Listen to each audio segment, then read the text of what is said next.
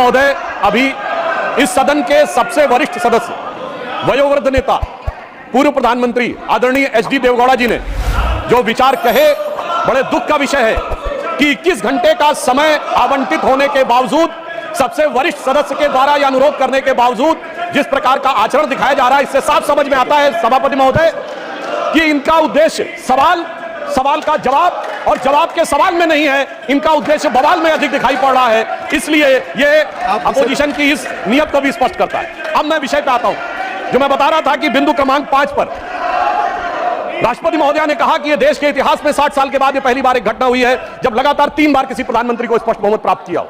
और जिस समय महामहिम राष्ट्रपति महोदय ने यह शब्द बोला था, हम सबको ध्यान है, सबसे अनेक विपक्षी सदस्यों ने अपनी अपनी सीट पर आवाजें करते हुए इसका प्रतिवाद किया था। संभवतः उनके मन में इस बात के लिए स्वीकार्यता नहीं हो पा रही थी कि यह कैसे हो गया कि लगातार तीसरी बार मोदी जी के नेतृत्व में भारत की जनता ने स्पष्ट जनादेश दिया और पंडित जवाहरलाल नेहरू जी का वो रिकॉर्ड जिसके ऊपर वो बहुत इतराते थे, उसकी बराबरी हो गई।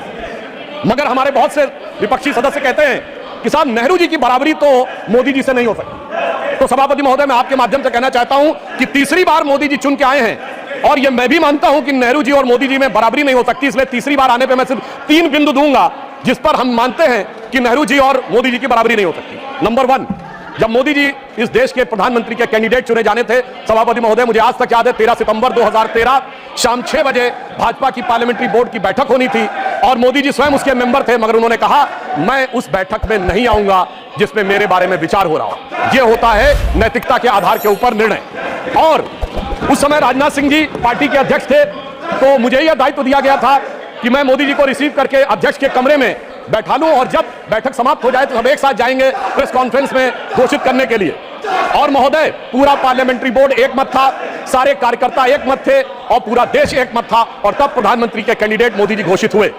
उधर पंडित जवाहरलाल नेहरू, जब कैबिनेट मिशन प्लान के तहत 26 अप्रैल 1946 को कांग्रेस का नया अध्यक्ष चुना जाना था और उसके लिए कांग्रेस वर्किंग कमेटी की बैठक होनी थी और 20 अप्रैल को मौलाना आजाद को गांधी जी ने लेटर लिखा कि आप अपना नामांकन वापस ले लीजिए और मैं चाहता हूं कि नेहरू जी प्रधानमंत्री बने। परंतु इसके बावजूद उस बैठक के अंदर क्या हुआ, इसका रिकॉर्ड आचार्य कृपलानी ने अपनी किताब Gandhi his life and thought, Maulana Azad ने अपनी किताब India wins freedom, Rajmohan Gandhi ने अपनी किताब सरदार पटेल और उस समय के सबसे प्रख्यात पत्रकार दुर्गादास ने अपनी किताब India from Curzon to Nehru and thereafter में लिखा है कि 1 वोट मिला पट्टाभिरमैया को और शायद 1 या 2 वोट मिले आचार्य कृपलानी को, शेष सारे वोट मिले सरदार पटेल को और 0 वोट मिले जवाहरलाल नेहरू जी को।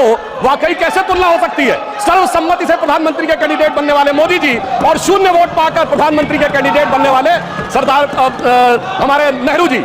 एक वो नेता जिसको पूरे देश ने नेता माना, एक वो नेता जिसको उसकी पार्टी में किसी ने नेता नहीं माना। इसलिए वाकई तुलना नहीं हो सकती। बल्कि मैं तो कहना चाहूंगा, आज खड़गे जी अध्यक्ष बनना था तो सोनिया गांधी जी की इच्छा थी तो सारे डेलीगेट्स ने खड़गे जी को वोट कर दिया और शशि थरूर जी ने नामांकन वापस कर लिया। उस समय गांधी जी की इच्छा के बावजूद किसी ने नेहरू जी को वोट नहीं किया, तो मैं कह सकता हूं आज खड़गे जी की स्थिति उस समय के नेहरू जी से बेहतर है।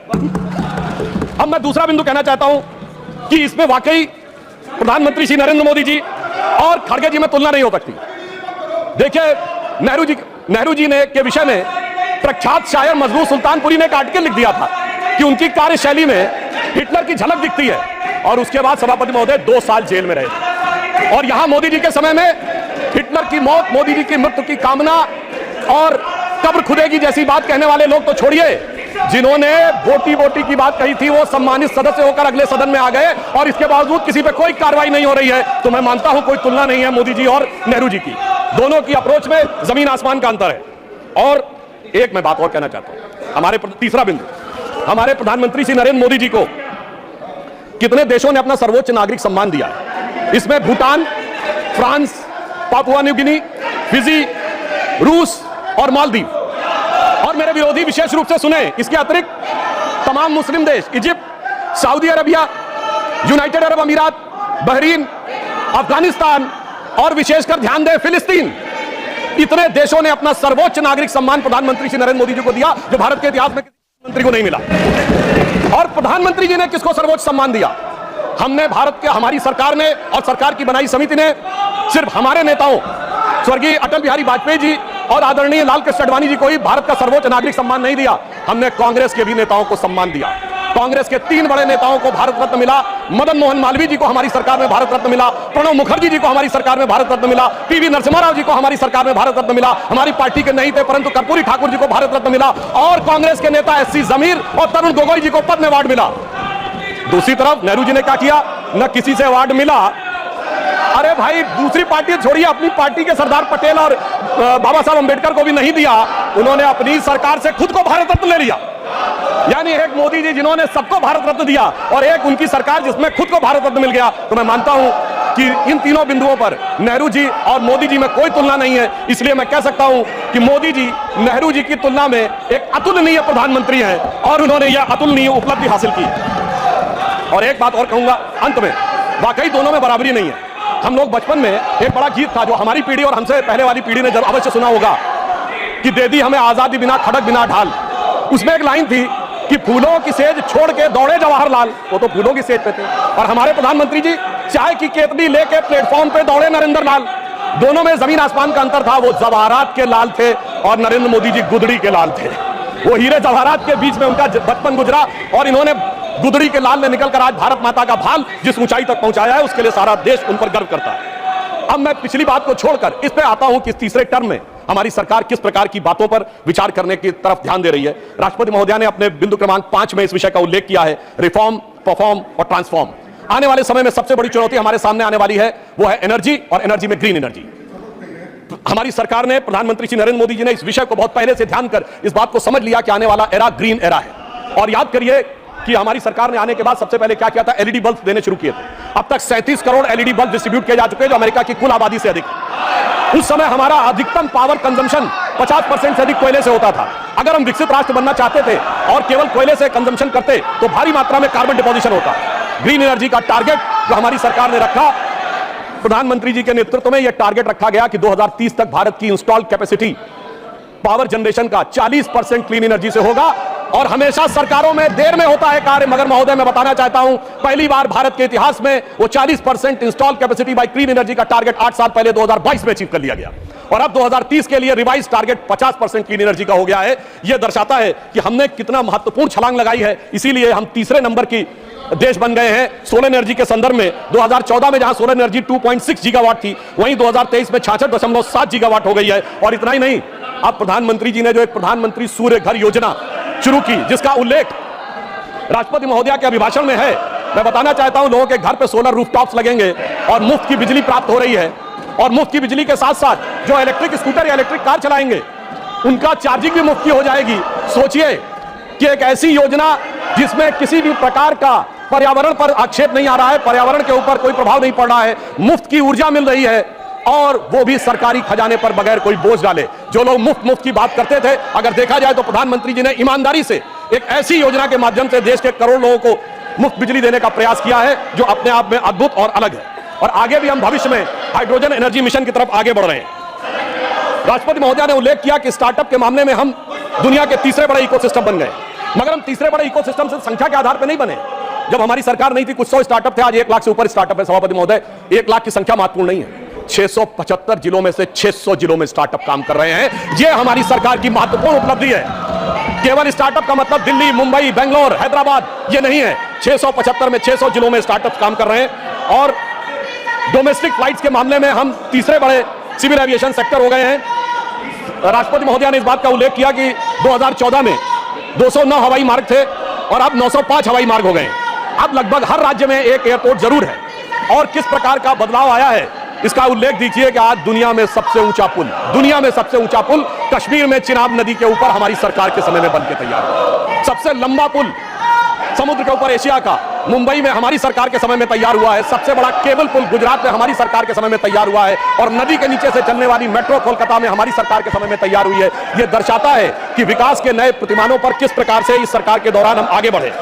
देखिए, बड़े विषयों की तरफ तो अक्सर लोगों का ध्यान काफी जाता है, परंतु मैं एक चीज पर और ध्यान देना चाहता हूं कि मोदी जी की सरकार के समय में बहुत छोटी छोटी चीजें, उनसे देश के विकास में क्या भूमिका हो सकती है उस तरफ ध्यान दिया गया। मैं 3 छोटी चीजों पर ध्यान दिलाना चाहता हूं। शहद हम सब बहुत सामान्य रूप से यूज करते हैं, हनी। शहद का निर्यात 2014 में 445 करोड़ था और 9 सालों में बढ़कर 1623 करोड़ रुपए हो गया। किसानों, खिलौना, देखिए जब हम चाइना की बात करते थे बहुत सी बात होती थी खिलौने हमारे यहाँ क्यों नहीं बन सकते। इन 9 सालों में हमने 1844 करोड़ रुपए के खिलौने जो हैं वो एक्सपोर्ट किए हैं। ये हमने छोटी सी चीज में आगे बढ़ने का प्रयास किया। और दूसरी चीज जो हमारे विरोधियों को शायद याद हो, खादी, जिसका महात्मा गांधी जी के साथ बड़ा संबंध माना जाता था, हमारी मोदी जी के प्रयासों से 2014 में जो खादी का मार्केट 31,000 करोड़ रुपए का था, वो अब बढ़कर 1,35,000 करोड़ रुपए का हुआ, यानी 4 गुना अधिक खादी में हमने वृद्धि प्राप्त की है। और बड़े स्तर पर अगर हम देखें तो डिफेंस मैन्युफैक्चरिंग, जो कि हमारी सरकार आने से पहले होती नहीं थी, जिसकी वजह से हम सिर्फ हथियार खरीदते थे और अपने आप बनाने की हमारे अंदर सामर्थ्य तो थी और सरकारों में इच्छा शक्ति नहीं थी। और अब स्थिति यह आई है कि अब 1 लाख करोड़ रुपए की डिफेंस मैन्युफैक्चरिंग इस सरकार के कार्यकाल में हो रही है। डिफेंस एक्सपोर्ट हमारा 18 गुना बढ़ा है। और सभापति महोदय, 500 हमारे डिफेंस के ऐसे प्रोडक्ट हैं जिसे सरकार ने निर्णय लिया है कि इनका इंपोर्ट बैन, यानी जो पहले विदेश से आते थे वो 500 प्रोडक्ट भारत में ही बनेंगे, इक्विपमेंट, और वो विदेश से नहीं लिए जाएंगे। और इतना ही नहीं, उत्तर प्रदेश और तमिलनाडु में 2 डिफेंस कॉरिडोर बनाए गए, जिसका उल्लेख राष्ट्रपति महोदय ने किया है, जिसमें ब्रह्मोस मिसाइल बनने का उल्लेख भी उन्होंने किया है, जो भारत की पहली इंटरमीडिएट रेंज बैलिस्टिक मिसाइल है और जिसे हमने एक्सपोर्ट करने की शुरुआत की। और फिलीपींस पहला देश बना जिसने एक्सपोर्ट का ऑर्डर लिया है।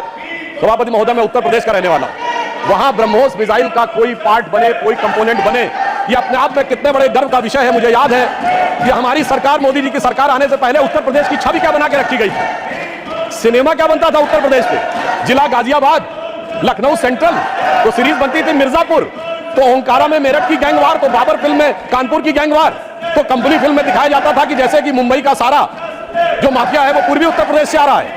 आप सोचिए, उस समय अवैध हथियारों के बनने के समाचार आते थे और अब intermediate range ballistic missile Uttar Pradesh में डिफेंस कॉरिडोर में बनने जा रही है। इतना बड़ा नजारा बदलने के बाद भी जिनकी नजरें ही ना हो, उनको नजारा कैसे नजर आ सकता है, यह समझा जा सकता है। अभिभाषण के बिंदु क्रमांक 17 में राष्ट्रपति महोदय ने भारत के पब्लिक सेक्टर बैंक्स के बारे में अपना विचार व्यक्त किया है, जिसमें विशेषकर मैं सिर्फ 3 का उल्लेख करना चाहूंगा: state bank of India, life insurance corporation of India और हिंदुस्तान एरोनॉटिक्स लिमिटेड। ये तीनों इसलिए कि इनके बारे में केवल 1-1.5 साल पहले बहुत वितंडावाद मचाया गया। अपनी सीट पर जाएं प्लीज, अपनी सीट पर जाएं प्लीज। मात्र 1-1.5 साल पहले बहुत वितंडावाद मचाया गया कि एसबीआई डूब रहा है, एलआईसी डूब रहा है और पब्लिक सेक्टर बैंक्स नीचे जा रहे हैं। राष्ट्रपति महोदय ने बताया कि इस साल पब्लिक सेक्टर बैंक्स ने 1,40,000 करोड़ रुपए का मुनाफा कमाया है, जो आज तक कभी नहीं हुआ था। पिछले क्वार्टर में स्टेट बैंक ऑफ इंडिया का मुनाफा केवल 1 तिमाही का 21,000 करोड़ रुपए है, जो प्राइवेट और पब्लिक सेक्टर सारी कंपनियों में मिला के सबसे ज्यादा है। पहली बार एसबीआई ने रिलायंस से भी ज्यादा मुनाफा कमा के दिखाया है। एलआईसी का पिछले क्वार्टर का मुनाफा 19,000 करोड़ रुपए है, जो एलआईसी का ऑल टाइम हाई है। और मैं ये भी बताना चाहता हूं कि हिंदुस्तान एरोनॉटिक्स लिमिटेड, एलओपी कुछ बोलना चाहता हूं।